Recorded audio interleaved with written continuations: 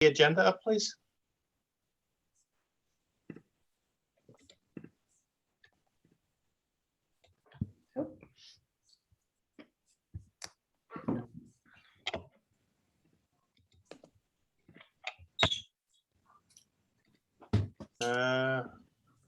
Coming. Don't see it. Here you go. Oh, okay. There you go. All right. Sorry. So thanks everyone for coming tonight. So we have a somewhat basic, but I think very worthwhile agenda tonight. The first item on our agenda, I'll go through the agenda real quick and then we'll get on to the first item.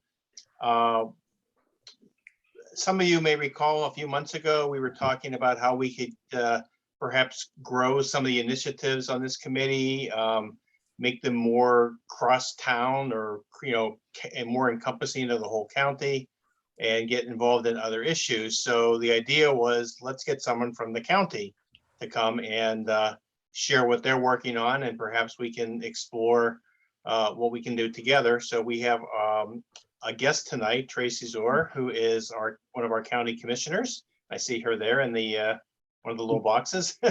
So we'll circle right back to you, Tracy, in a couple minutes.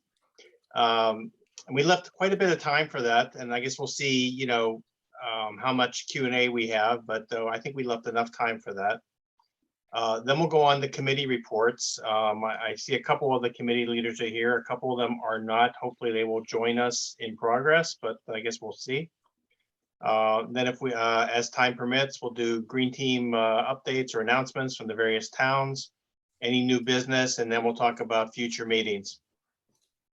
So without any further ado, I would like to turn it over to Tracy. And again, Tracy is County Commissioner. I believe, Tracy, you live in Franklin Lakes. I do. Which is right around the corner from me. For many of you, but we're very a lot happy of familiar faces on this call. Yeah, I'm sure.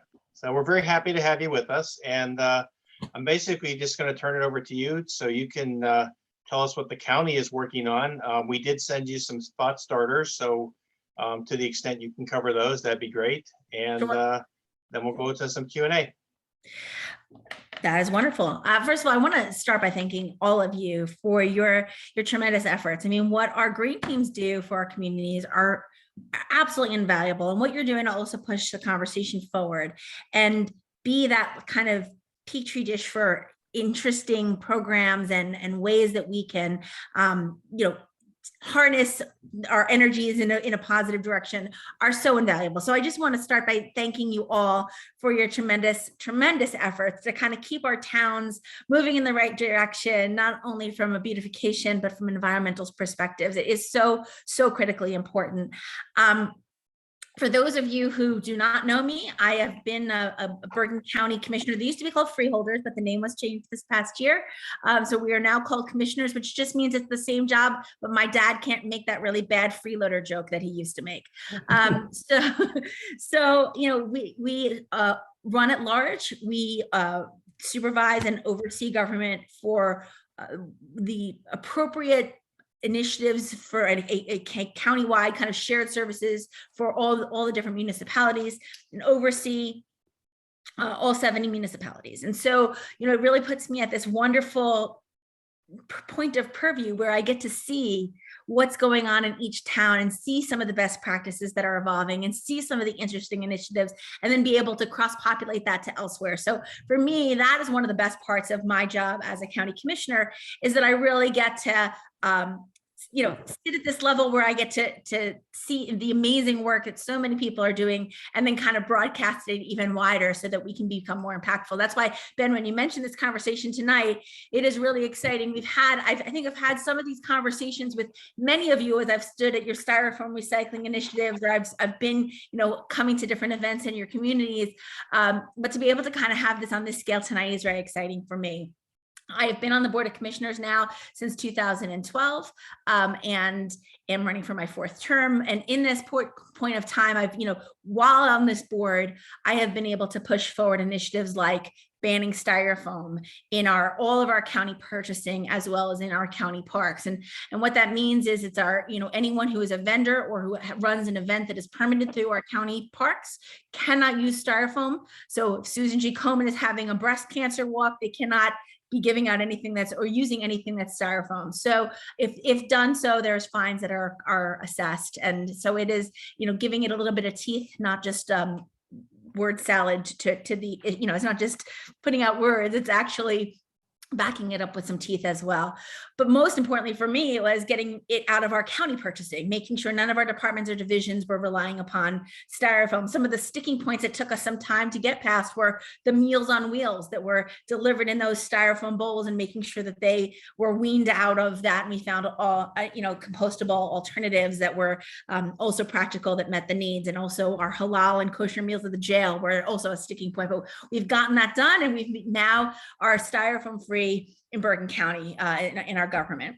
Another thing that I'm proud that we were able to accomplish while I've been on the board is we increased the open space allotment. We were authorized by statute to go up to a penny, and have now put in that full penny so that we can be making sure that we have adequate resources to preserve open space and make sure that we are doing what we can to preserve our recreation space. I think we saw this last year and a half how invaluable our open spaces are.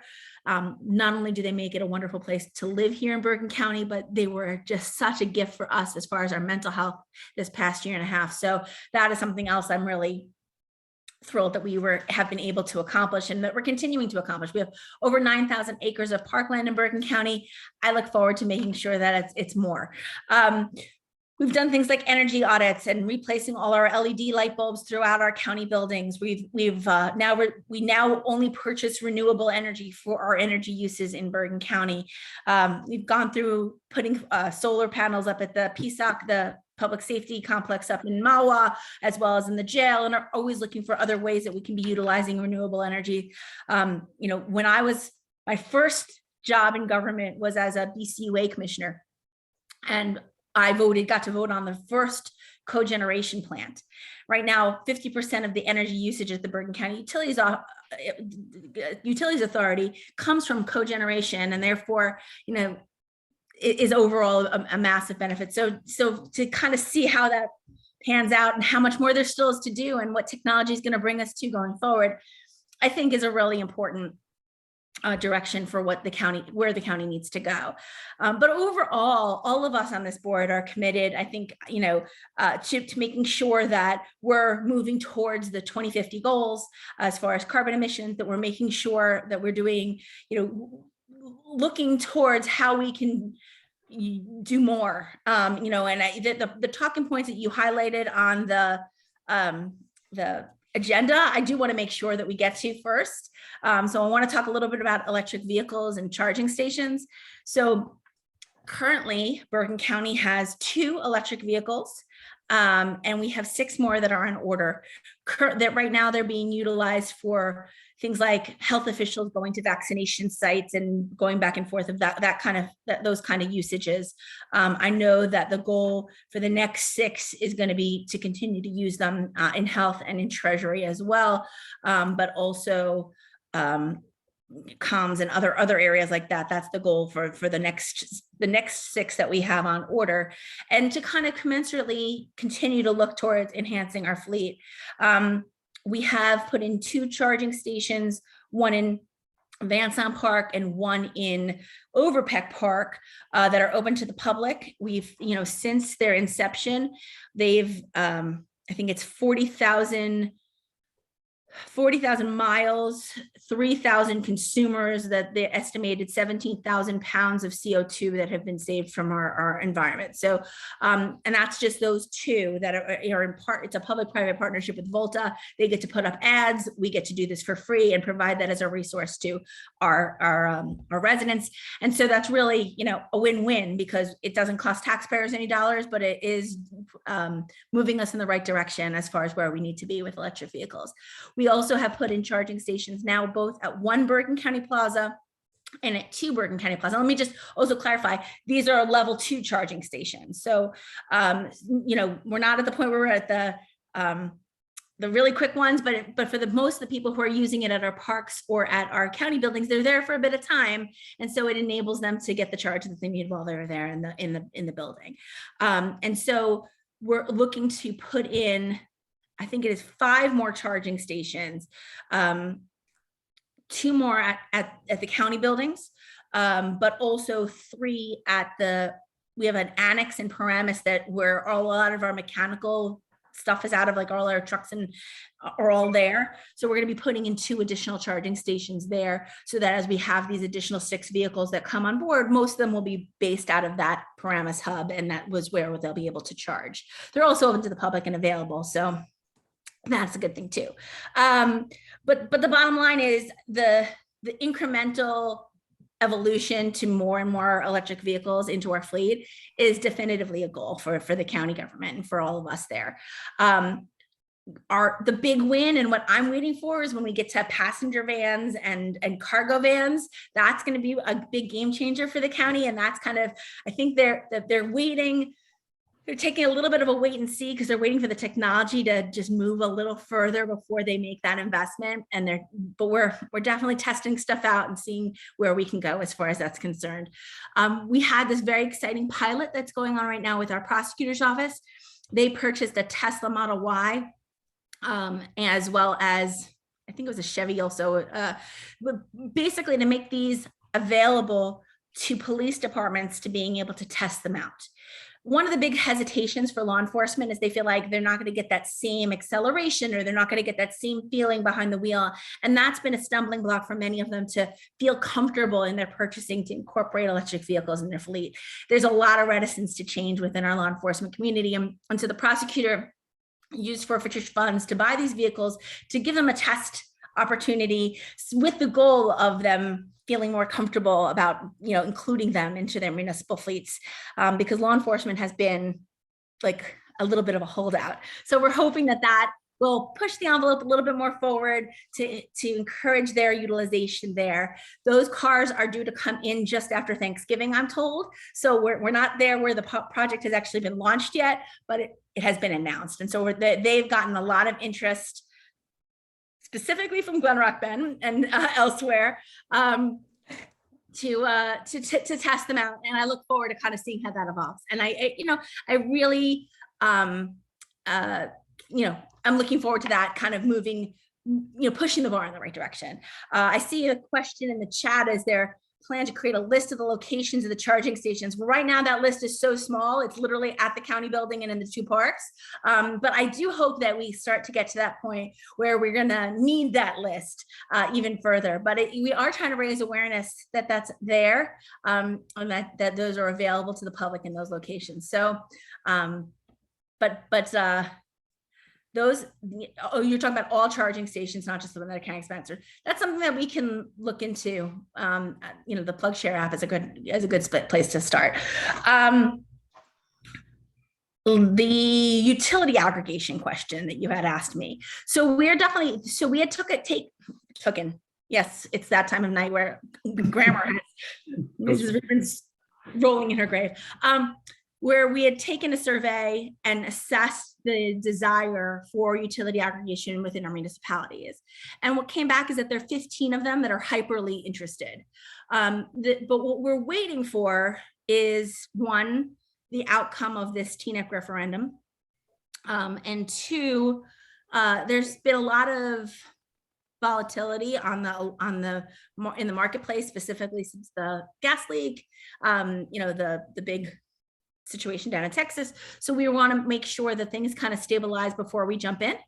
And, but it is definitely slated for first quarter 2022.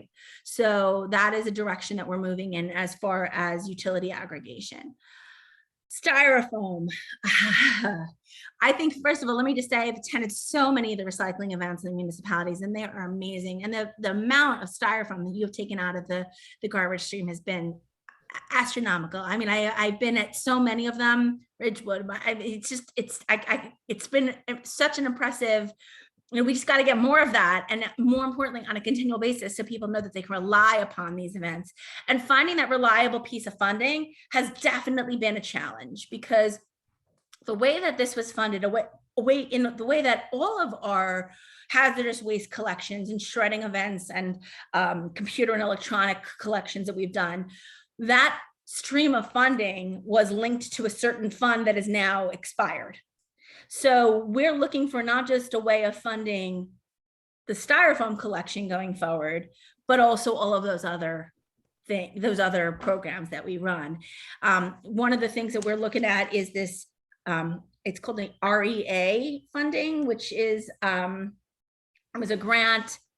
Currently that grant funding is exhausted, but if we can bring in a different additional revenue resource, maybe we can shift some of that REA funding over towards some of these recycling events. I know that you all have spoken to Bob Lau over at the BCUA.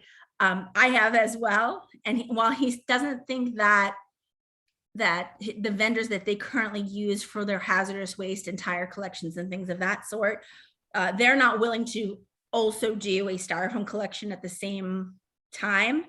And they definitely feel like, and we can discuss this of whether the right spot is in the municipality or if it is, locally. But the bottom line is we can do it locally if there's funding to do it locally.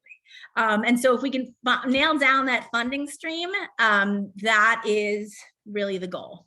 Then we can talk and have the discussion about the where once we figure out the how we pay for it.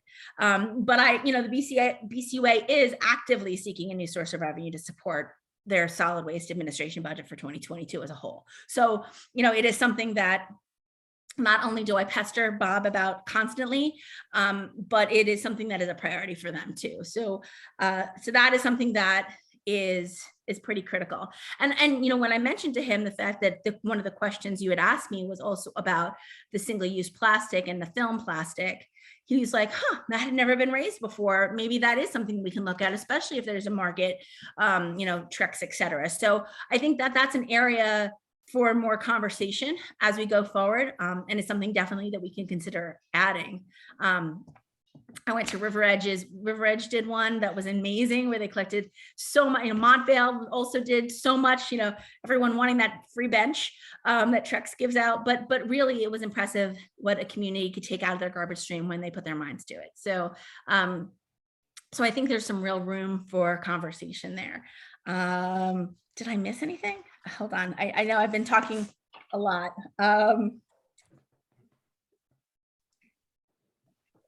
Plastic bag. So just to give you a little bit of update as far as some of the BCUA collections for 2021, because I always love these numbers because it makes me feel like our efforts are, moving in the right direction. And in this just in 2021, which was I guess an odd year maybe because so many of us had time to clean out our closets and our garages. But we collected 1,226,799 pounds of hazardous waste with 13,733 participants, which I thought was pretty amazing. Computers and electronics was 118,056 pounds that were recycled. Document shredding, combining the BCUAs as with the municipal events that were also sponsored by the municipalities, 495,002 pounds of shredding. 1,747 tires. They also awarded $66,799.11. I don't know who got the 11 cents for those environmental awareness grants that go out to all the different schools to encourage projects that reduce, reuse, and recycle. So, to see that our BCUA is also an active partner in trying to kind of do this work really kind of underscores the triumvirate of partnerships, right, between you all, the BCUA, as well as the county government. So we've got a lot of work ahead of us because obviously, this isn't enough. There's still so much more work to get done. And I've been pushing very vocally for an energy master plan and to kind of really have some concerted efforts as far as other initiatives that we could push forward. And I'm really excited for this next part where we're going to actually have a conversation about some of your ideas that we can incorporate in those conversations, because I think that it's a challenging environment because the dollars, I see that, does the county receive money for electronic collections? I think there is a market, but I think that it's like barely pays for the collection of it. So that is not a lucrative stream. It definitely was funded through the grant funding. I mean, through the funding that came off of this money that was put aside that is now no longer there. So, So anyway, I'm looking in the chat and I'm so excited to see. Good job, Fair Lawn Rotary, on all those plastics for Trex. Yeah, I agree with you all, by the way, that about the coordination between the town and the county, because and it starts with scheduling. I mean, if the county is doing a recycling thing on 1 week in one town, it certainly should make sure that you all have that information so that we, so everyone's marking their calendars and working in a collaborative method. But I think it's even bigger than that. I think that the publicity, the sharing, the amplification of the messaging is really what's important about what to save, where to bring it, how to dispose of it. All of that has to be a joint effort. So so Ben, where else do we want to go? I kind of feel like I've just thrown out a ton of Yeah, no, that's great, Tracy. That's a lot of great information, and we appreciate it. I guess I'm gonna tie this last comment you were making about working together and sharing information and communication back to what you were talking about with the energy aggregation, and like you reached out to all the municipalities and you said 15 were really excited, which kind of implies that the other 50 or so maybe weren't. When you guys reach out to the towns, I mean, is it like to the mayors, or who are you reaching out to? I believe it's to the city and the town or municipality administrators and elected officials. Okay. I just wonder if there's an opportunity there to include, like the environmental commission chair people, or, I don't even know if you have that information, but I'm guessing in some towns. The answer to you is I don't know the answer. This is really, it's an interesting thing because, and I will point this out just for you to understand, a lot of like the different communities have liaisons within the county government. There is not a, while one of us on the commissioner board is the liaison to the BCUA and one of us is the liaison to the environmental commission, there is not actually a liaison to this group. And I think that while it may not be while it's not an official role, and it's challenging, and let me just say, I put this out there because it's been a frustration point for me, and I've sat on Sustainable Jersey's work group for their organics master plan, because I've been so involved on the food security side of it, thinking about how we get more food waste out of the waste stream and into hungry people's kitchen tables. But and I love Sustainable Jersey as an organization, but Sustainable Jersey does not recognize any efforts of the county. And it's a frustrating thing for us because in a county like ours, we're not Hudson County where the cities are so big that it makes sense for everybody to do things by themselves. There's a lot that can be spearheaded at the county level or coordinated at the county level because we have so many small towns. So, but there's no funding available from Sustainable Jersey or grants available for Sustainable Jersey or awards for a sustainable county, like the towns can get their bronze and silver and gold. We are not part of that conversation because it's not structured that way. So I guess I was thinking, just from a local communications perspective, if things go out to the town administrators or the mayors, I would take an educated guess that a third to a half of those never go beyond the person that receives them, and certainly doesn't filter down to the environmental commissions or the green teams. And the environmental commissions and the green teams are not the ones who are making that decision.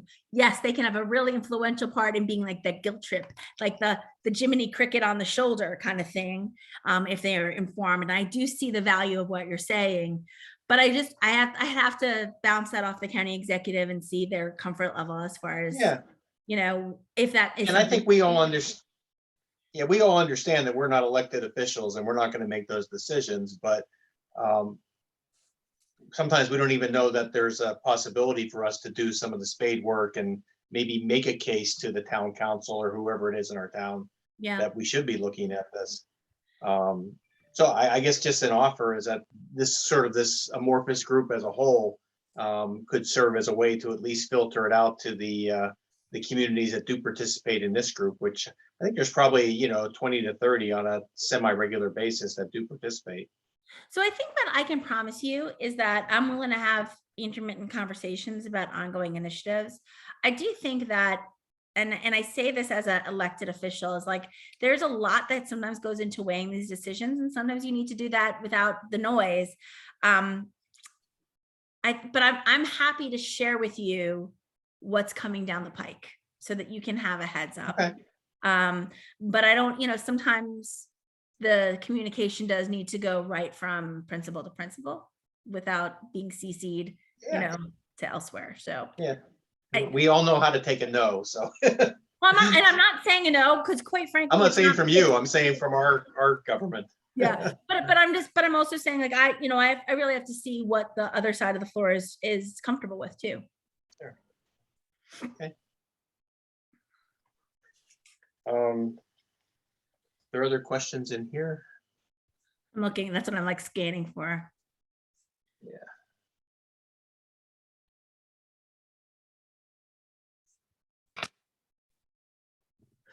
So yes. So as far as Ken, your question is concerned, that's exactly the point of the energy aggregation, would be to bring them not only together to have better purchasing power, but also some more equity and parity, so that communities like and I don't even know what the 15 are because I did not receive that list. But let's say you have an Englewood Cliffs and a Garfield. There's different economic profiles there, but by having that purchase, like it would help make it more affordable for everybody. So yes, it would definitely be leveraging the purchasing power, and yes, the county would act as lead agent, and that is definitely the game plan.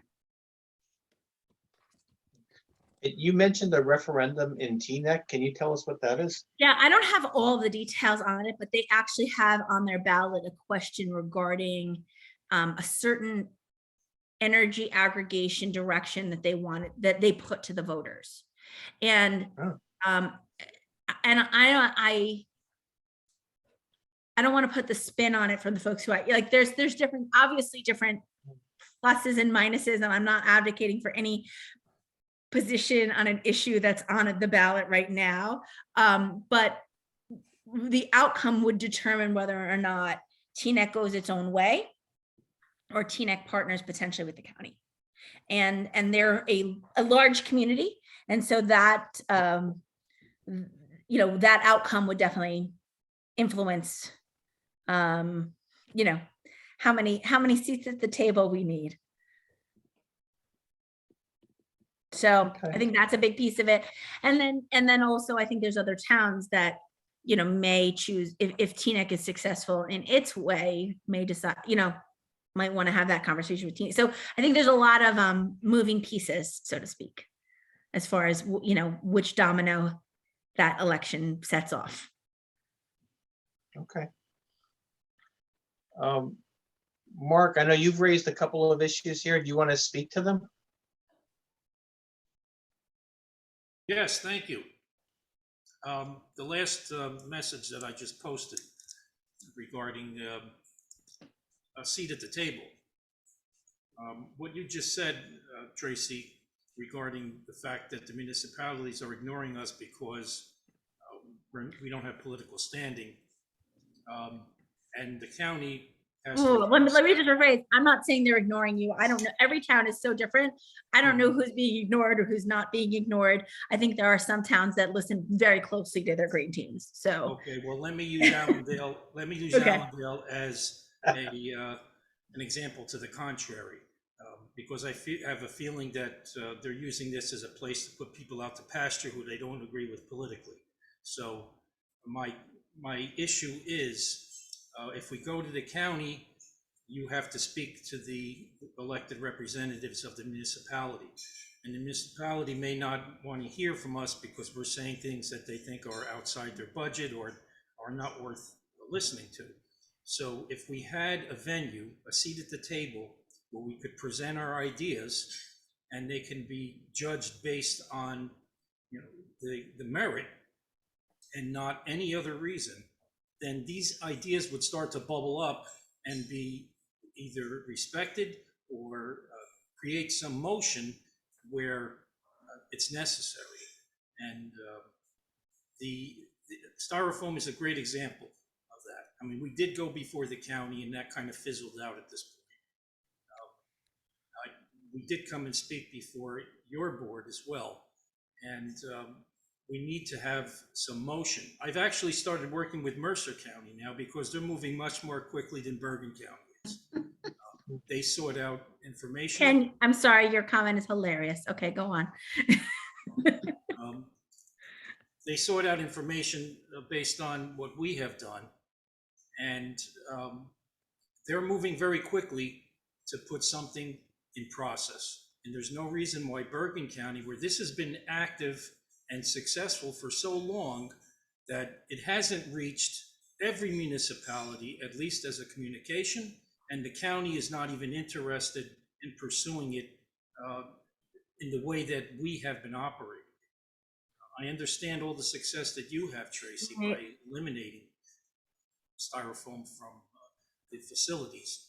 But as far as recycling it by the municipalities, it really needs your help. And that's only going to come if we have a seat at the table. And I'm sorry I spoke so long. No, Mark. But and let me just say, I appreciate your perspective and your feeling, because I think that is a feeling of many communities, as far as, oh, we'll stick those people on the green team. But I don't want you to feel as if you're powerless, because it's not just me who listens. I mean, my colleagues, I have these conversations with Mary Ann Rosso and others on the board who you all grab at different spots and talk to. And it is us who are therefore then kind of taking what we're hearing from you and putting the right kind of pressure to move things in a positive direction. I guess the question I really have is, if you had your top 5 things that you're pushing forward that you'd like the county to do, what would that list look like? I prefer that we, like I said, we have a seat at the table, and that would give us. But there's it's interesting, and I think the bigger problem is you want a seat at the table. There's not a table. Make one. Right, but I mean, I'm just saying. Well, I think that's the larger issue. Is there's not an advisory committee on the environment. There is not. We have this environmental commission, Yes. And it is populated, but their focus. I sat on it when I was initially elected. I think Mary sits on it now. It's about plantings or removing invasive species, and it's a different focus. Well, the environmental commission. It's all part of the same thing, Tracy. And if I may, this group. But I'm just saying, the table, I think, is that environmental commission table, and I don't know that you all have a seat at that table. Well, yes, precisely. There's a lot of intelligent people in this group, and I'm proud to be part of it. I really enjoy listening to everybody's ideas, and the energy is amazing.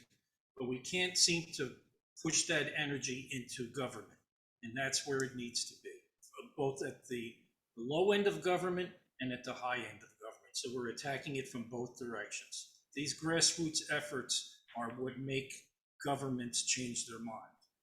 And we need a seat at whatever table you want to set for us to enable us to express our ideas where they can actually be heard and acted upon. And thank you. I appreciate it. So does the county have like an environmental commission in the sense that the townships have it, or? No, there is a county environmental commission. There definitely is a county environmental commission. It is, I mean, listen, like everything else during COVID, I'm not sure how active it has been. But I, as I said, I sat on it. I sat on it when we were hearing plans from Superfund about what they were going to be doing regarding the cleanup of the Passaic River. And we took a position at that time that the cleanup that County Executive Donovan was advocating for was not the complete cleanup that should and needed to take place in the Passaic River, to remove, it's a Superfund site. Dioxin was dumped. There's certainly hot spots through so many times. I mean, but now it has started, the work has begun. But at the time, we were vocal on the Environmental Commission on that issue. I feel like since then, the focus has been much more so on it not as much on the recycling. Your focus is a little different than their focus has been. It is all part of the same conversation, and maybe that is a conversation about inclusion of someone from your organization in that group. But that group itself is not super active and involved. So I don't know. Maybe there's a different vehicle. I mean, one of the things that I'm hoping we move forward on is this energy master plan and forming some kind of group that pushes that forward. And maybe that's a spot for your involvement or engagement. I don't know. I think there's some conversation to be had as far as how to plug you in. I will tell you right now, what I'll commit to is I'm happy to come talk to you all and listen and filter back,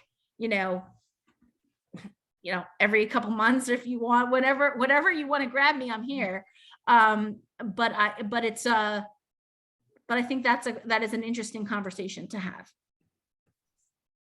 Okay, well, I appreciate that response. And I think this meeting was a first step anyway to get that conversation going. Are there other questions people have? Karen had an interesting one about a needs assessment. As I said to you, in my response before, I would be really interested to understand, from you what your top priorities are, so that I can be moving those forward in an agenda. I think that would be really helpful for me to be able to kind of understand. We just finished our Parks Master Plan. I guess it's a year and a half ago already, but because of COVID, it seems like, yesterday. But the Parks Master Plan was a significant undertaking. It was the first time in over 70 years that there had actually been a strategic planning process for how we were looking at parkland, how we were looking at future acquisitions, what recreational needs there were for our park system. It obviously, that took a ton of feedback, and we garnered not only survey responses, but we had town hall meetings to make sure they were, meeting the needs for those with unique abilities. They were meeting needs for our seniors, meeting needs for those who have kids, meeting those who don't, making sure that our birders had spaces that, the whole point was to incorporate as many voices in the process as we map out a future for how we set aside open space, for how we, expand the offerings of our park system. And so, there's a lot more to evolve from that, but coming up with that framework was a significant effort from all of us to chart a future and look really, really deeply on how at the asset that our parks really are and how important they were to preserve. So there's only one person on the Environmental Commission. It's a liaison. So Mary is the liaison to the Environmental Commission. I see the popping up. So that was a huge initiative. But if you have another focus that you need us to be moving in, we need to know so that we can be that representative to you and move those issues forward with the county government. So well, I think the 4 issues we listed earlier on the agenda would probably be a good enough starting place anyway. I'm not saying that's comprehensive. So who's on the Environmental Commission aside from the commissioners? Is it employees or? It's not employees at all. It's folks at large. I know that I'm trying to remember who the chair is. He's the longtime mayor from Haworth, I think. And I mean, I can get you a list of those who sit on it currently. It's on there.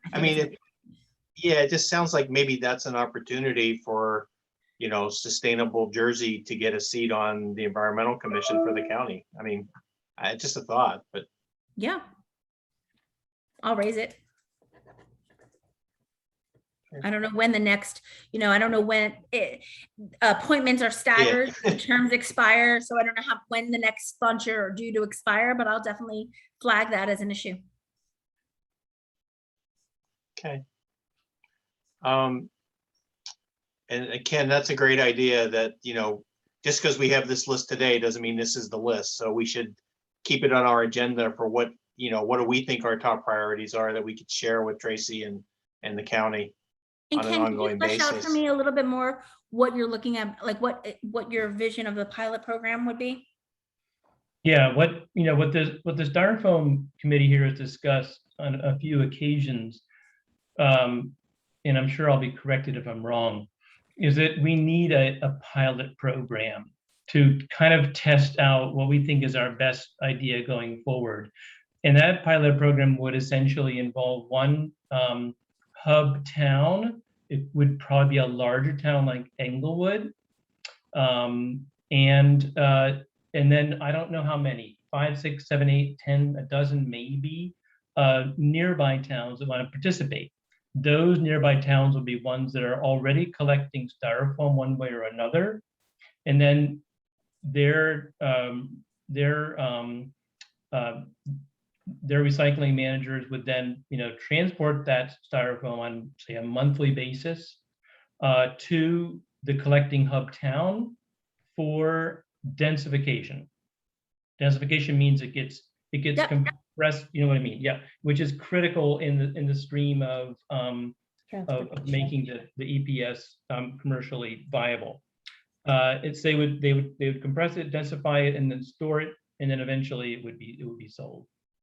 And so, there's a lot of moving parts in there. It sounds easy to say, but there's a lot of moving parts.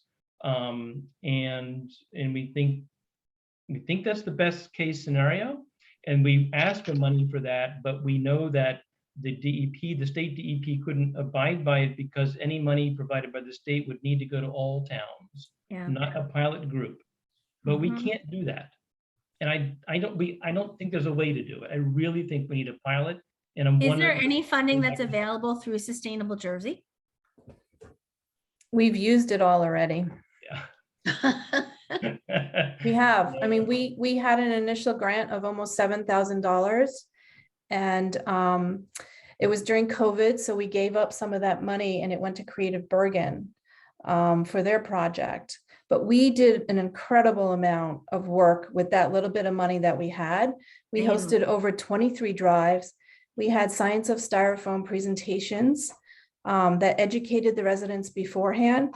In fact, Mawa is having a drive this coming Saturday, and they just did a Scouts Science of Styrofoam presentation. And one of the junior commissioners on the Wyckoff Environmental Commission actually went in person on Sunday and presented to the Scouts. So they're doing their education and awareness before their drives. And we continue to try to run the program that way, but there's no money now, and it's not sustainable to do it the way we're doing it. As Ken's saying, we really need to have a centralized location. So I know this is not a little bit of the work that I'm asking, but is there a way to put together a budget for what it is that you're talking about? because it's one thing to talk about it, but until you quantify what that means, it's really hard to wrap our hands around, and absolutely. if it's something like $7,000, I might be able to find $7,000 in our budget, but if it's something where I'm gathering that this pilot is going to be much more significant than that, and that would probably even require the purchase of a densification, a densifier, whatever you call that piece of equipment, the densification. So if you can give me an idea of what the budget is, it will also help guide me in looking for potential grant possibilities. And also, I'm really big on public-private partnerships.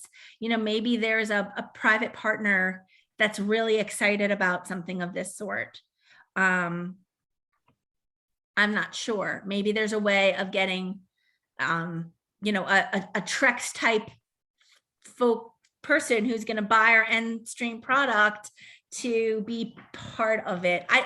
I'm kind of brainstorming here. Like, I have no idea what I'm talking about, but I'm just kind of thinking out loud about the ways that we might be able to execute something, but without numbers, it's kind of a hard thing for me to wrap my head around. Yep, and I If you think we give were, that to me, I'm happy to start to percolate and brainstorm about how we can connect the dots, because that's kind of like my favorite thing to do, is figure out how we solve those problems, and maybe we can, yeah, okay. light bulbs can go off once I see it on paper. I think we Just could get that one to you more pretty thing to quickly. add. We've been working on this since 2018. So we're going into our 4th year.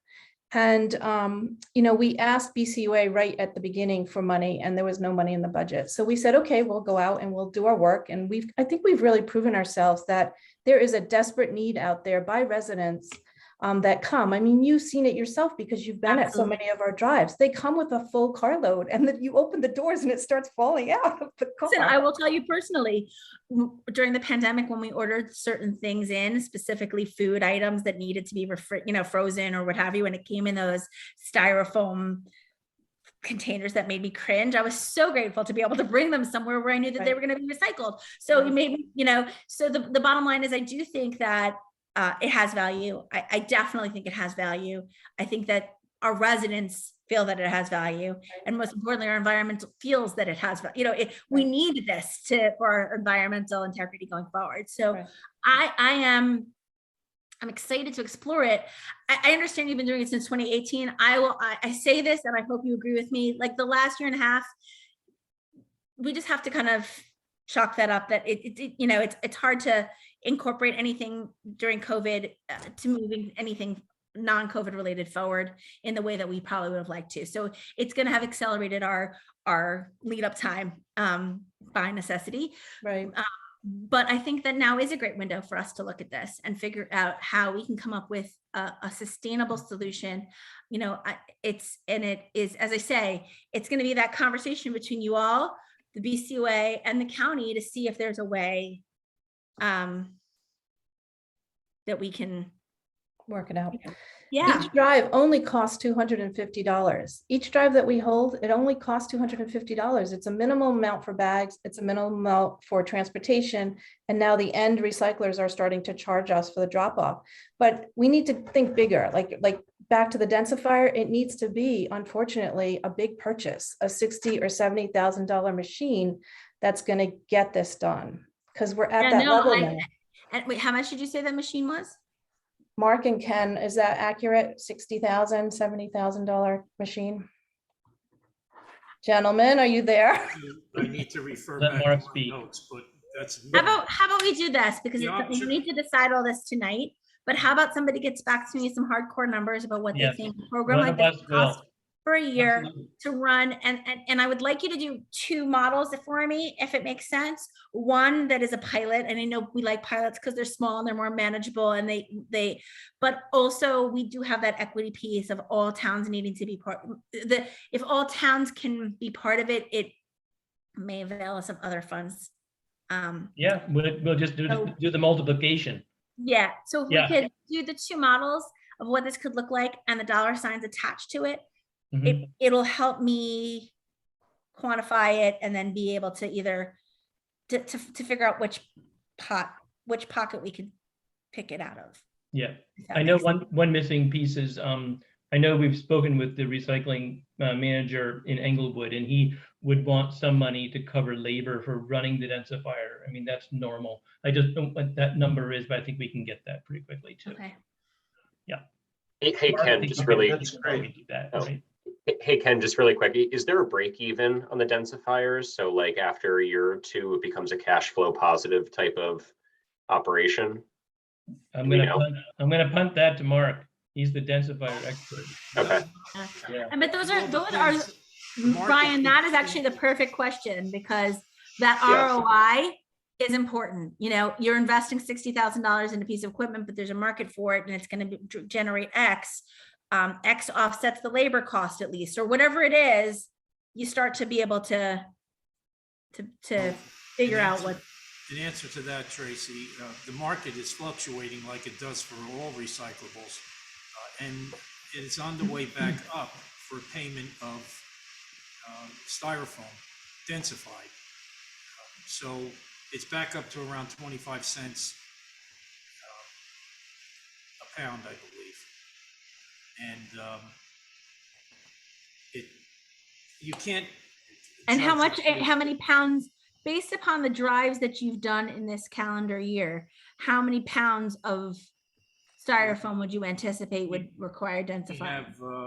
We have an Excel sheet we can send you Okay, with our that's statistics. super helpful. And, yeah, and just as an option, and what I have conveyed to other counties, the use of a mobile densifier instead of a fixed gigantic purchase as a way to start the program in a pilot phase. You can travel around to all of these individual collection events and densify it on site and store it. And how much would that kind of densifier be versus the stationary? $15,000 to $20,000. It sits on a trailer and it moves around to the sites. You densify it and then you store the trailer, you store the densified product. Mark, that seems like a lot more logical than having it somewhere in a municipality where they're going to charge you for labor. Well, the end idea is if we're going to be receiving that much product, this machine won't be able to handle it. But Got it. it's a way to demonstrate that all of these individual collection events can be profitable and handled effectively instead of having to put it into a gigantic dumpster or garbage trucks or whatever, transported so many miles away at great cost. We can show the county that it'll work on a smaller basis, and then it can be scaled up as a regional and completely countywide. And that's 15 to 20K for mobile Right. densifier. Okay. So if I could interject, I think that this has been a really good discussion. I think we have some takeaways of stuff we can pull together and get back to Tracy. I think we want to try to move on now to try to, in our periodically futile attempt to stay on an agenda timeline. So I think unless anybody else has any other specific questions they want to raise, I think it's probably time to move on. I have a really quick question, Tracy, about the Tesla model and the Chevy that you're going to be pulling out into the community for the municipalities to use for the police force. I know it's not due until after Thanksgiving, but is there a general sense of the plan at this point? Is it going to be assigned to a municipality? Or are they going to sign up for it if they're interested? Or how is that going to roll out? So that's a fabulous question that is all being worked out right now. I literally spoke to Liz Rabine about that this afternoon, just to kind of get the update, knowing I was coming on here, I wanted to have all the answers. Right. And she's like, yeah, we don't have all the answers yet. There are some liability issues as far as, if they can just loan it to them, how it's going to work. They're figuring it out. I's will be dotted, T's will be crossed by the time this thing arrives, so that we can really roll out the program with success. The whole point is we want to get as many people to feel it, drive it, get a sense of what it is, so that that reticence can disappear. It's a great idea. It's a great thing to do. Thanks. Okay, thank you. And once again, not I using think- taxpayer dollars, it was using forfeiture dollars, so that it's not, from an impact perspective. Could I ask a question if you don't So- mind? Sure. Go ahead, Bob. The model, the police car, particularly the Model Y, what was the cost of equipping it as a police car? Do you know that offhand? So I don't know the full, I remember having this conversation with the prosecutor's office, that when you buy a police vehicle, you buy the vehicle and then you pay to have all the police bells and whistles put onto it. This car comes already with the bells and whistles, so you don't need to pay separately. And it was very, very, there was a lot of parity. I think it was only slightly more expensive. I think it was like $51,000 or something of that sort. It was very close to what the police vehicle and then the police package on top cost. So that was, I thought, something that I thought was really interesting, because I would expect that the number would have been, so much more expensive for the electric vehicle, but it wasn't. It was I really, heard that equipping a police car was running 8 to 10 grand above the selling price of the car. Apparently, Yeah. what you're saying is that's not necessarily true. Or is that what you are saying? it's not the way Tesla's doing it. They're incorporating it right in to the Oh, package. Tesla does that. Tesla does it. Wow. Okay. Okay. So- Interesting. Okay. Thank you. Yes, and Hans, you're right. It's nil. The maintenance and the energy costs therefore are so much less. So I think there's a long-term benefit, and we just need to show our police departments that they're that they can get the performance that they need, and that they have come to trust and rely upon, so that it's not a jarring change. And in the interim, I want to see more municipalities using it in their normal fleets. So, the more we get this out there, the better off it is, so that people can see it and get a feel for the opportunity. Ben, could I ask a quick question? Oh, Tracy. Sure, Larry. Tracy, I'm involved with single-use plastics, and is the county doing? Do they have an ongoing program for the upcoming state plastic ban that'll be finalized in May? Are they doing anything right now to either on the county level or to help the towns work it out, help the vendors work it out as far as materials and so forth? Does the county have any kind of program at all like that right now? It has been, these are one of those situations where this is the municipalities and the state have been really involved in this conversation. The county, we had talked about doing before the state did a plastic bag ban. We had talked about, TNIC led the way in this conversation in Bergen County as far as being the first to do a plastic bag ban. And we had talked about the possibility of doing a countywide one. And we were told we didn't have the authority to, that's a municipal function, that each town has the autonomy to do that themselves, or it would have to be a state statute. And that's really the issue here too. We have not had those ongoing conversations. I can tell you personally, I'm having those conversations with my food pantries. I started a food security task force during the pandemic to try and unify all of our food pantries. Many of them have been relying upon plastic bags during the pandemic, and not using a recyclable because of safety. And there's a lot of concern, and we're trying to come up with some alternatives for them on what life after the plastic bag ban will look like. So, I can tell you that I'm doing some work there, but I know that that the county itself doesn't have a real role. Okay, thank you. Ben, can I butt in with a quick question? Sure. Tracy, thank you for coming this evening.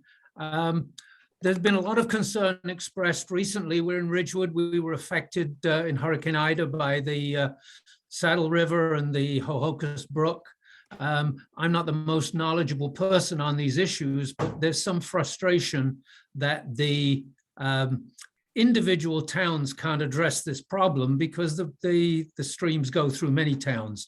But it seems something that from what I understand, that the county doesn't feel is its responsibility. So the question is, who do we go to? Let's back up for a second. I think there are some situations where there's some streams that are either completely on an individual's property, individual homeowner's property. There are some that are where there's easements by the town, but not by the county. You're painting a broad brush over some situations where there are some very individualized issues. Through the county's mosquito control division, we have long had situations where, we have been actively engaged in some of the defragging of some of these streams to prevent mosquito environments, especially throughout West Nile when we've had West Nile issues. It is not such an easy situation because in some places there's actually different counties that are even involved in where some of these streams and rivers are. It is not one that can be, I think your statement is a bit broad. I think that there are so many different situations. I do think that we need a flood management plan, and that we need to kind of reinvigorate some of our, as we're looking at green acres. We also need to look at blue acres, and buying areas that we know are going to be prone to flood. And so there's a lot of different pieces of this puzzle. The county definitely knows it is part of the conversation, but very often if it is a municipality's responsibility to handle some of these smaller, tiny streams that are with, it's, I don't know where the exact line is, but there is an exact line of when we're involved and when we're not involved. And, I'm happy to get into that conversation offline with you even more in depth.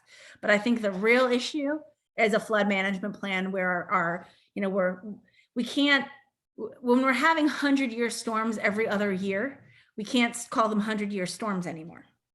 And when we see flooding in places that we had never seen flooding before, to the extent Cresskill never flooded the way it has, the high school was destroyed.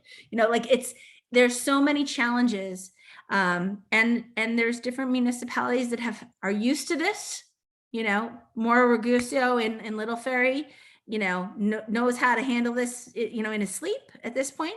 Where there's other municipalities that have never seen this before, and their OEM response is not, was not what we would have loved to see during Ida.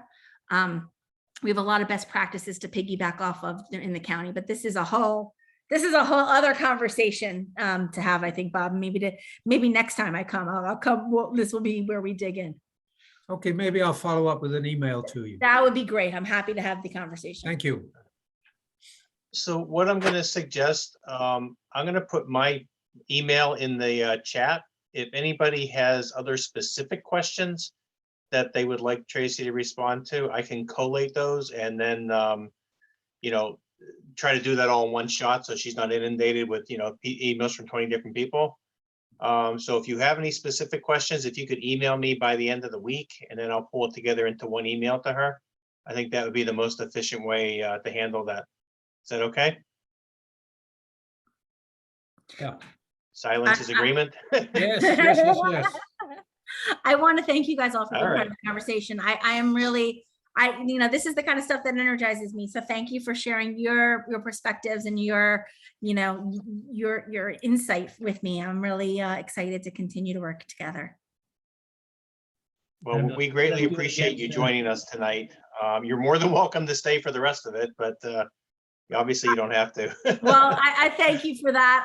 I'm going to jump off because I have something that needs to be written that unfortunately doesn't want to write itself. Thank you. All Thank right. you all so much. Thank you so much for participating. Good night, everybody. Thank Good you. night. Bye. Good night. All right. All right, good discussion. So the next thing on the agenda is the committee reports. And I just turn it over to each of you to, talk about whatever you want to bring up. We'll try to keep this on a time scale, but as always, I'm not optimistic that we'll maintain the time scale, but that's all right. So Larry, do you want to go first? Single-use plastics? Yes, I would like to do this slightly out of order because I have a sidebar for single-use plastics that I'd like to switch over. So I'm doing Creative Bergen first for Mark because Mark can't be here. So I'll just cover that one really quickly.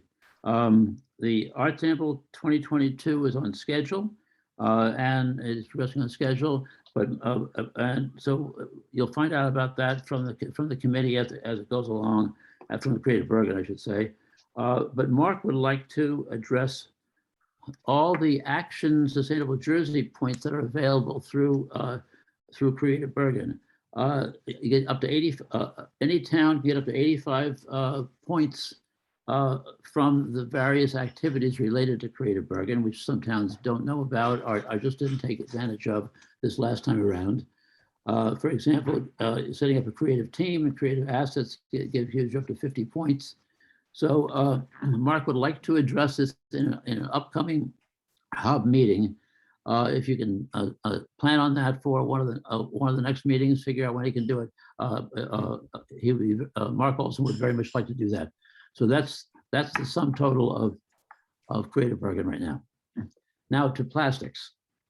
We had our first meeting in like 6 months in October. Had 10 people there. We had an extremely good presentation by Brian Riley on plastics in business, and the meeting is recorded. I can put it up for you if anyone wants to hear it.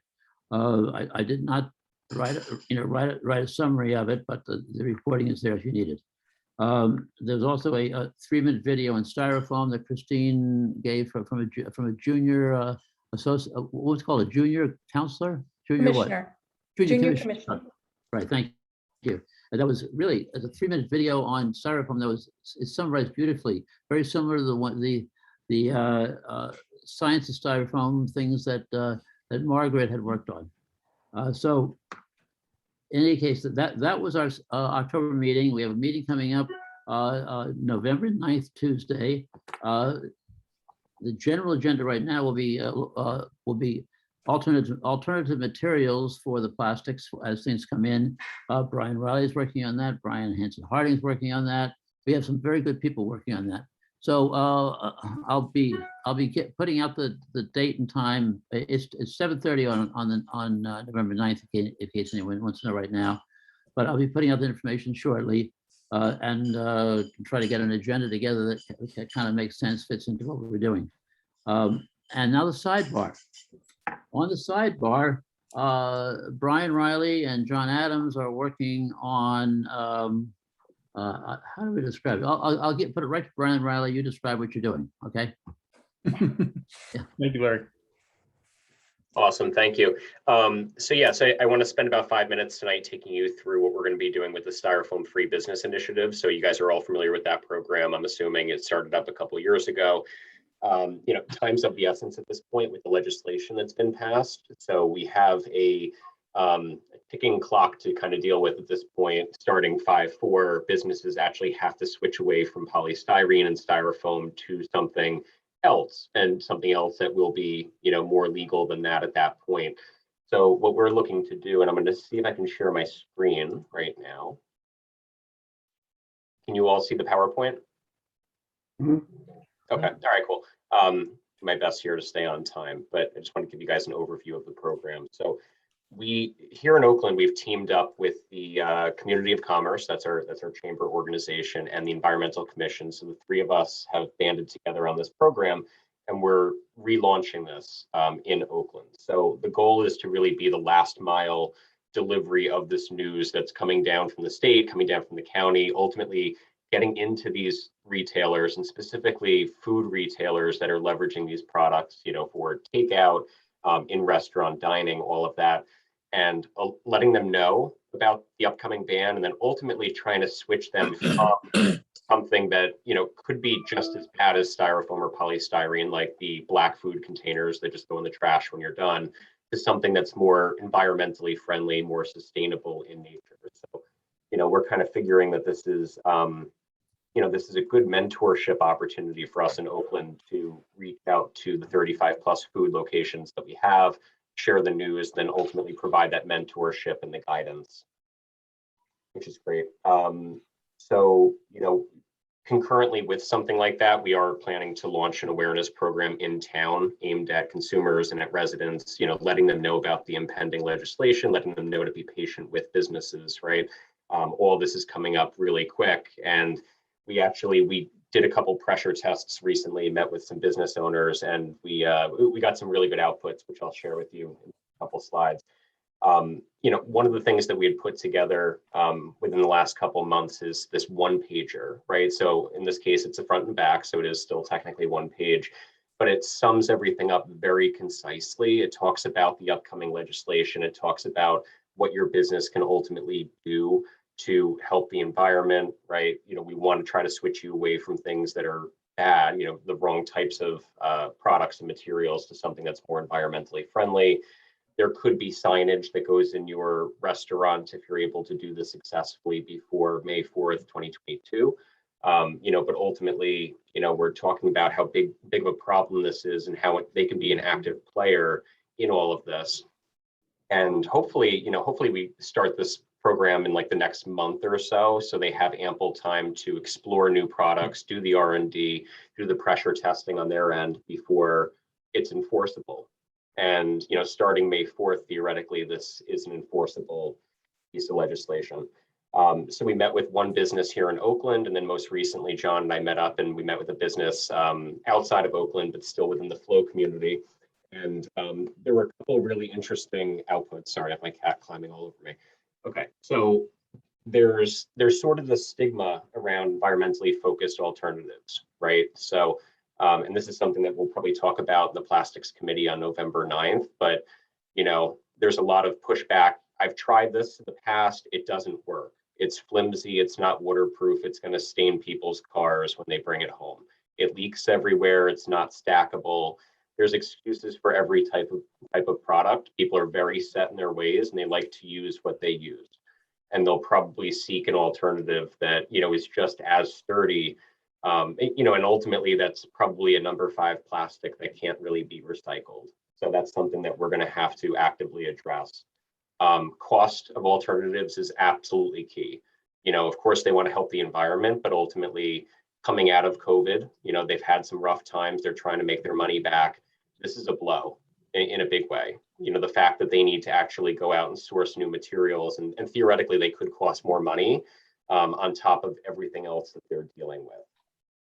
So we need to make sure that when we go into these local businesses, we're armed with, you know, a one-page document that basically shows, you know, here's what you currently use, here's an alternative, here's the pricing per unit, here's the price per case, here's how it all works, here's all the features for the product. So they're expecting something like that when we come in and do this last mile delivery of the news. In most cases, they rely on their distributor partner for recommendations. So they'll call up a Cisco and they'll say, you know, I need to source something different. What do you recommend? And the most terrifying thing of all this is that I've called Cisco and I've talked to 2 reps so far, and they really have no idea what's going on.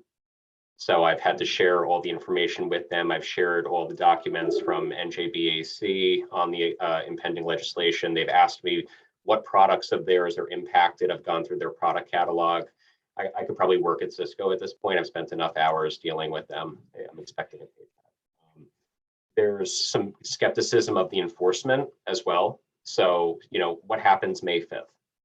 Will somebody come in and fine me? What does that look like? The fines are actually pretty substantial for something like this. First offense is slap on the wrist. Second offense is $1,000 a day. Third offense is $2,500 per day until corrected. So they don't necessarily understand how it'll be enforced and, you know, whether or not it will actually be enforced. You know, and just in general, there's just sort of a vibe that business owners were not really consulted with this legislation. And again, kind of coming out of COVID, they're just trying to, you know, get back on their feet here. And now they have to deal with all of this. So they don't think it's the appropriate time. They don't think that, you know, they were actually consulted in the legislation. So, you know, we definitely got some great feedback from these folks, and we're kind of tweaking our approach here. So I'm creating some additional documentation. I'm working on that pricing alternative list, which I'll probably share on that November 9th meeting as well. And then in terms of immediate next steps on our end, so I'm actively working through that document. NJBAC, you know, they have a wealth of knowledge on this topic. They have a vendor clearinghouse that they've set up, but right now it's only populated with vendors for plastic bags, unfortunately. And they're not scoped to add vendors in for these types of materials. So unfortunately, you know, we're the ones that need to kind of work through something like this. But ultimately, when the work's done, we can certainly share it around.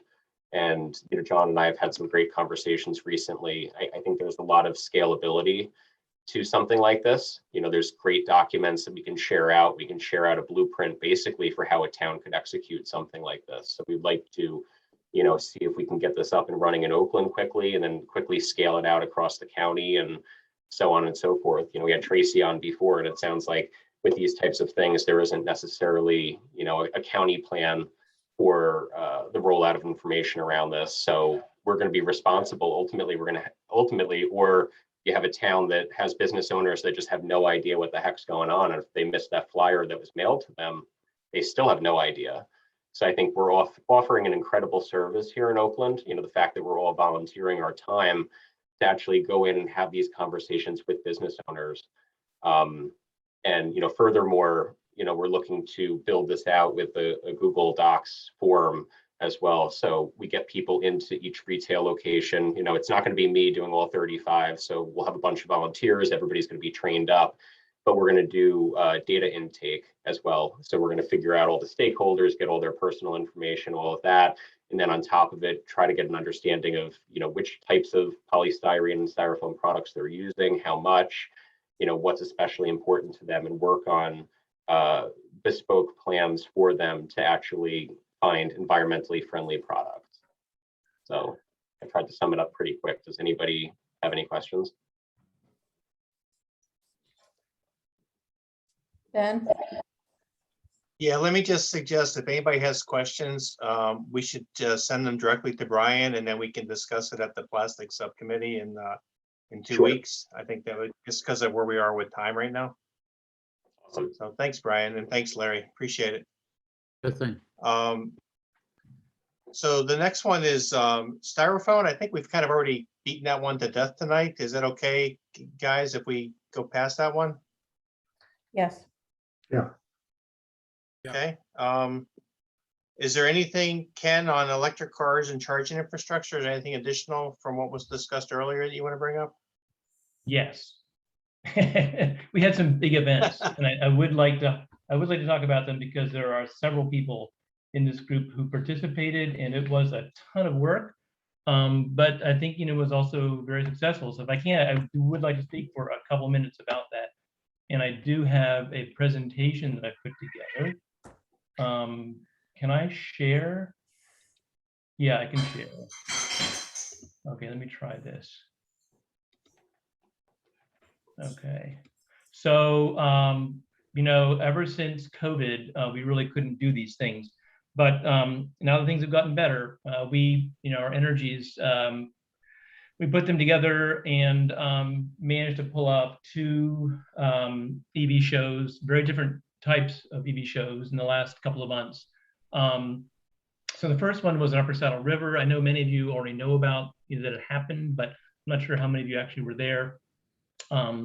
It was, I mean, Ira Gross put in a ton of effort into this, really massive effort. I'm not sure he's going to do it again, but it was great. Tim and Beth and myself were co-captains, and we, you know, sent out probably, I think 200 of these flyers were put up on stores all around the county.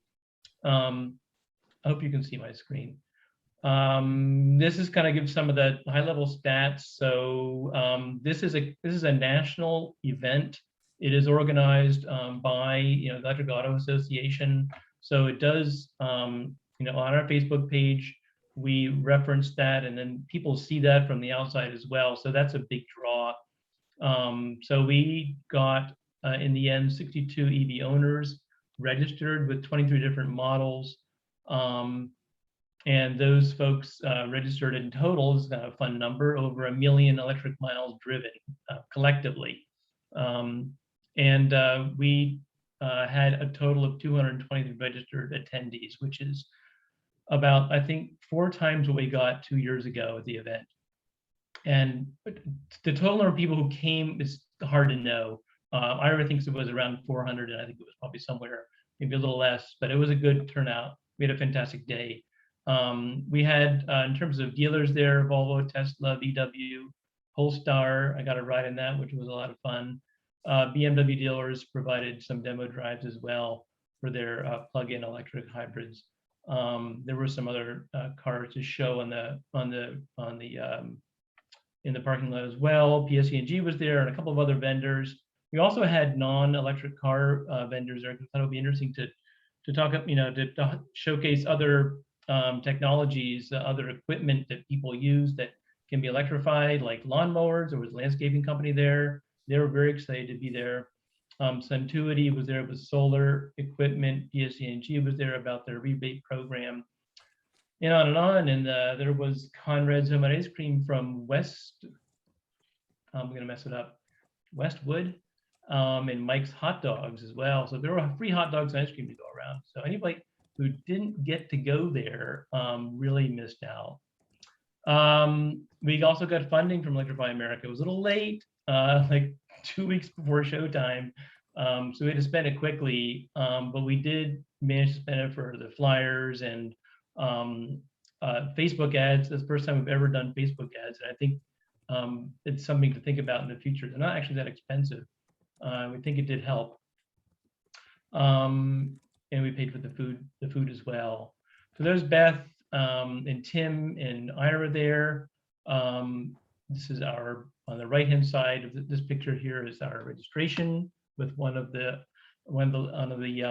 student representatives, volunteers from Saddle River, and then some of the vendors, and that's an I-Pace Jaguar on the lower left. And there I am waving the flag for the hub. Looks pretty lonely, I know, but there, a lot of people came there and it took the equipment. And yes, Christine, your trifolds were there, but I do have a few extras to, you know, that we can use at other events. That's a Polestar, and those are the landscapers there. And you know, due to Ira's connections, he was able to rope in John Elliott from CBS Morning Show. So he was there 6 o'clock and 9 o'clock interviewing people. And he's a really fun guy. Definitely made it a very exciting high profile event because of that. So that was that one. And then Ridgewood Farmers Market, I'm sorry, I don't have a photograph of it, but basically we had a tent and 2 cars right next to the people who sell, honey.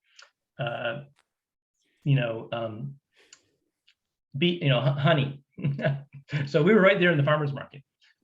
There was my car and then somebody from the previous auto show, from the car show, Chris Cohen had a Kia Niro there. He's a very passionate guy, and he's a real auto freak too. So he's a great addition. And we spoke about, well, we basically talked to anybody who would come by. People would, you know, bring their parsnips and share their interest with cars. We had this flyer that we had put together also for the other show, you know, with kind of the take home, as people who worked on the EV 101 webinar will recognize this has been spruced up a bit and renewed. But this turns out, I think, to be a great, you know, I think everybody should have this in their back pocket, you know, as an EV enthusiast, you know, anybody you meet, this is what they need to know. If any of your, you know, green teams or environmental commissions have tabling events or any other events, you know, happy to make this available to give to people to kind of spread the word. And, you know, not to be outdone by the other show, it turns out that we had Chris Evans from CNBC inside my car with her 3 rambunctious boys and pressing every possible button. It's amazing he didn't reprogram my car. And then I didn't find out until afterwards. She wrote a note that I read on, you know, in whatever it was, you know, the CNN and all the various news sources for financial updates on Tesla. And she mentioned the show. It was pretty cool. So she's a Ridgewood resident, it turns out, and she goes to the farmers market. So a new fan. So this is the second event was also, you know, a lot of fun. You know, we learned a lot. They learned a lot. The last thing I want to mention is that everybody needs to know about the new legislation that was passed. That legislation is something that needs actually to be worked in as an ordinance by every town in the state. I know a number of us are already working on it. I think Upper Saddle River, Fairlawn, Glen Rock, and others. And I can share that with you in the chat. So there's a model ordinance, and basically all towns have to pass that ordinance. I don't know what the time frame for passing it is, but I think it needs to be done, I think, fairly soon. So basically, it updates the E-code for building and for permitting use of electric charging stations throughout the town, and it requires, at a minimum, any new multifamily construction has to have 15% of the parking spaces EV ready. They have to be pre-wired so that a charging station can easily be installed. And a third of those stations have to actually have, the builder actually has to install charging stations. So I'll put that document, that document, it's an official, it's not coming from me, that's an official template that comes from the Department of Community Affairs that does these kinds of things. You should be forwarding it to your town attorney and your liaison and council, so they get to work on it. It's not optional. That's all I have to say. Ken, what does that mean? It's not optional. They have to pass it. It's the law. And the towns are supposed to pass, so building codes are updated, when those kinds of things are done, towns normally update their e-code to include that information so that, their town builders are knowledgeable about it. So Glen Rock, for example, has a bunch of new multifamily projects, big ones, up in front of the planning board right now. They need to know about this because they need to inform the builders that they need to update their plans to include having charging stations pre-wired for their parking lots. So this is only for parking lots. It's for, well, it's more than that, but that's the big ticket item. Okay, like housing Yeah, developments and big stuff ticket like that too? What? Yes. Housing developments and stuff like that Yes. also? Oh yeah, any multifamily housing. Okay. Yep, it's specifically multifamily housing. Ben, this will be interesting in Wyckoff. Well, bring it on. Yeah, Bring it on, Ben. It's state law. It's not optional. The big thing is that this model ordinance,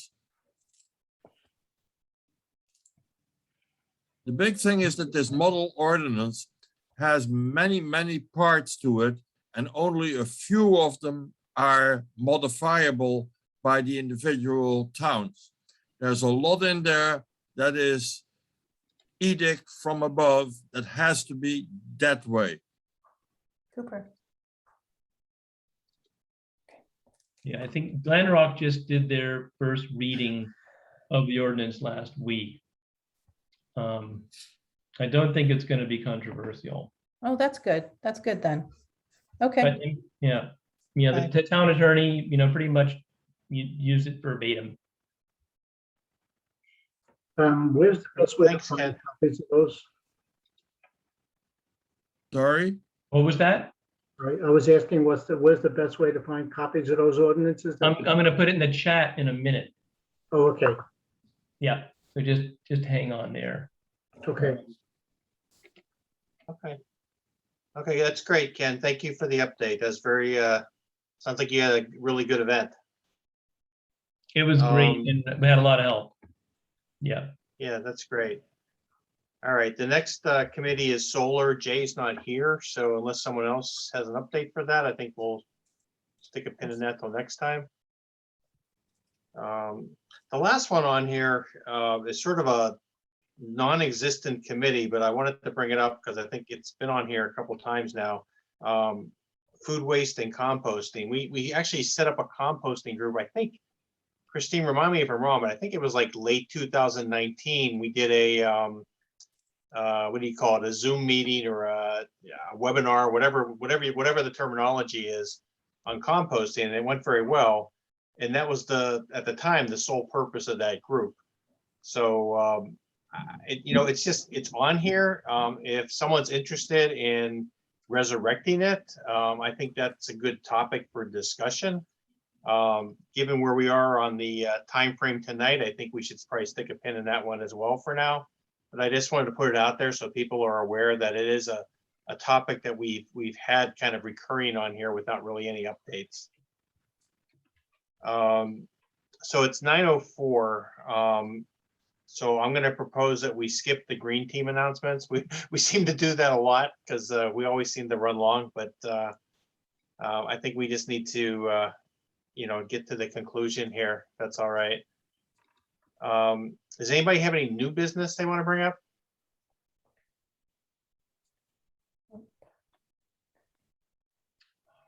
No? Okay. Considering. So the last item on the agenda, oh, I'm sorry, Oh, I was just saying Hillsdale is looking into a styrofoam recycling collection, December 26th. oh, great. Great, thank you.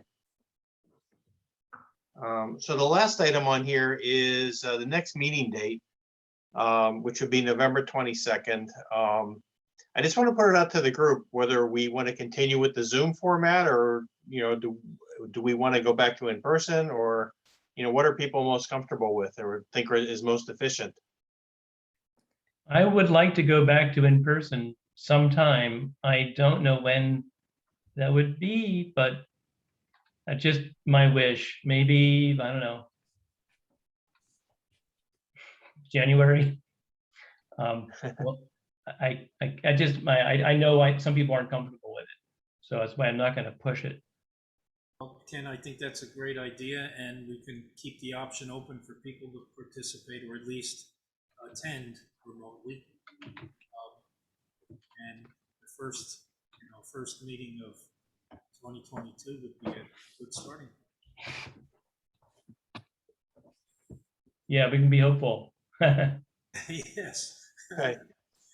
Well, and I guess I would also say that we probably don't have enough people here tonight to definitively speak for the group. I personally would support going back to in person in a January timeframe, unless the numbers start trending the wrong direction again. So I guess we'll just have to wait and see. I guess we can discuss that at the next meeting. The other thing I thought is that, we're coming up to the awkward part of the meeting where we say, who wants to host the next meeting? And then there's silence for a couple minutes. It struck me that maybe we should try to, get people to commit a little further out on the timeline, which still leaves November 22nd available. But I don't know what people think about that. I'm sorry, Ben, what was the end question? Really about Mark, we're having trouble hearing you. Your microphone seems low. Yeah, I'm sorry. Come closer. Come closer to us. If I then you have to see me closer. That's okay. We can hear you now. I didn't quite hear what your end question was, Ben. Was it for volunteers? Oh, well, yeah, I mean, so we definitely need a volunteer for November 22nd. And then the question was, should we try to get people, lined up for the next 3 to 6 months, so we don't have to go through this, kind of awkward silence every meeting when we say who wants to do it next time. That's a good idea. So it's kind of two questions. Okay. So I think Glen Rock can do January. And with any luck, we can do it live in the Arboretum. That's my wish. So you can pencil us in for that. I have to, Okay. clear it with other powers that be. is that the way Okay, it has so we'll been tentatively say you're on for January. Yeah. How about November? Yeah, we can't do November. I'm gonna do something out of order here, but I'm gonna speak for Mark Olson in Ridgeville Park. So I was talking to Mark this evening, and he, as I say, he wants to have an agenda to speak about the creative arts program here in Bergen and the opportunity for that. And he said that they were thinking about potentially, volunteering for an upcoming meeting to host the hub meeting. And he also mentioned that they were kind of grappling the idea of doing it in person. And they think that they've got a perfect space there in Ridgeville Park for that, where it could be kind of spaced out. And I kind of suggested, well, maybe we want to see if we can do this hybrid, where we can do like a Zoom meeting and an in-person meeting. So he's active. He's not, as I say, I'm speaking for him, but he was interested, or not interested, but just saying that they're open for that idea. So I'll try to feel him out for potentially if Glen Rock's got the 24th, maybe as soon as the December 27th date.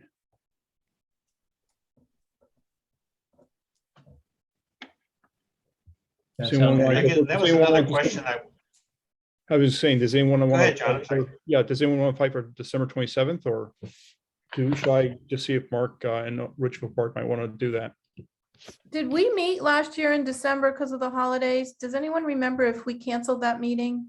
I 'Cause think of- we canceled. Yeah. Yeah, I don't think we met in December. I don't think we've ever. met in Yeah, December. I think, Because it's such a busy time. I mean, I would vote for canceling the December meeting, but whatever everybody else wants to do. I agree. no, I agree. I think people will be away or busy with family visiting or whatever. Yeah, let's remove it.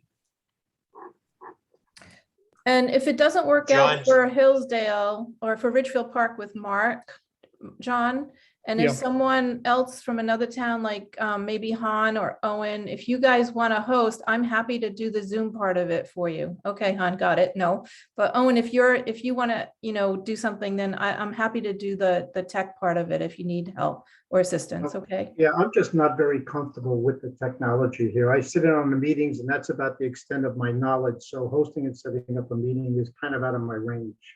Okay, Yeah, I can so help I you with wouldn't that be part of it if you comfortable. want to do the structure of the meeting. Yeah, I wouldn't be comfortable doing it. No, So, okay. turn it down. Okay. All right, Ben, I tried. So John, I mean, why don't you reach out to Mark and Yeah. see maybe if they'd be interested in doing November? Yeah, I'll see if he's that gun ho. Yeah, sure. Yeah, and if not, come back to me and we'll figure out plan B. Sounds good. All right, can do. Okay. All right.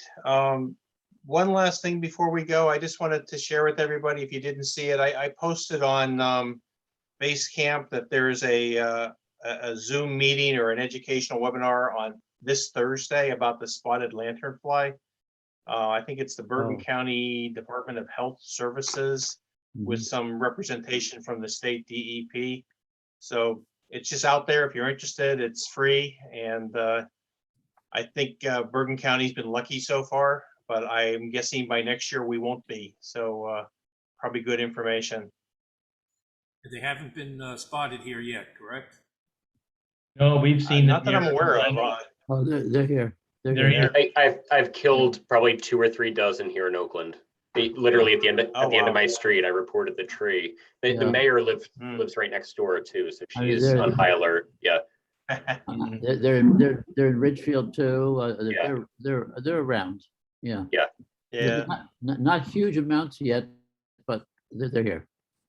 Do you know if your town, Okay. I guess, has a stance on taking down the trees? Because like specifically they breed on the tree of heaven.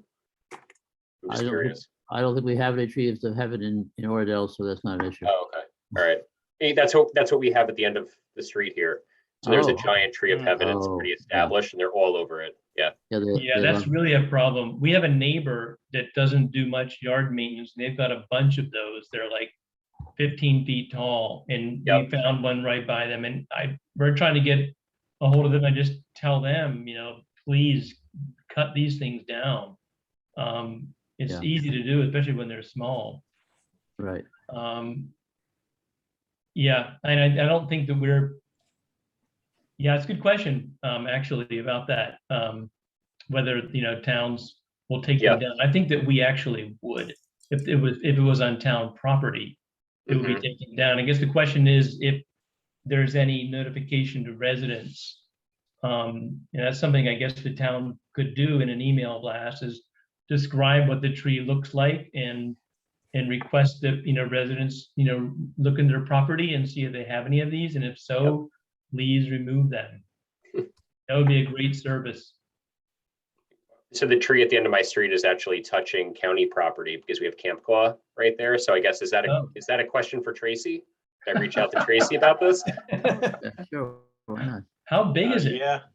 It's big. It's probably 40 or 50 feet tall. It's Oh my. it's got a serious trunk on it. And Oh there's my several. heavens, Yeah. a long time. Huh. Yikes. So would that be something that Tracy would handle? Just so I understand, like, is it worth reaching out to her or somebody else? Because it's county property.